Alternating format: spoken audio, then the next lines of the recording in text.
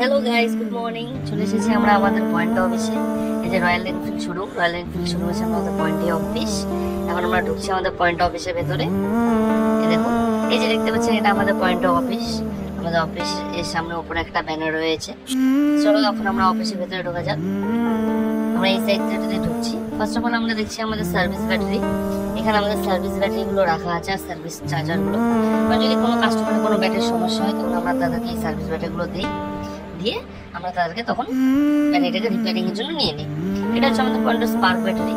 এই spark battery আমাদের হচ্ছে 55,000 পাওয়া যায়। স্পার্ক ব্যাটারি দ্বারা আপনারা হচ্ছে অতি শীঘ্রই 100 মাইলেজের উপরে পেতে পারেন। অসুবিধা নেই। এটা এখানে আমাদের একটা সার্ভিস ব্যাটারি, এর কিছু প্রবলেম হয়েছে, সেই জন্য আমাদের সার্ভিস ম্যান ওটা সলভ করছে।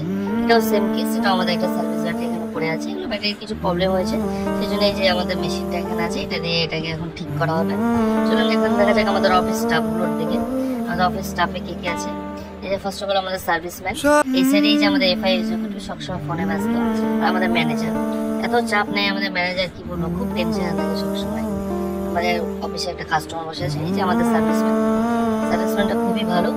আপনার কোনো সমস্যা হলে এনার সঙ্গে যোগাযোগ করবেন, আপনার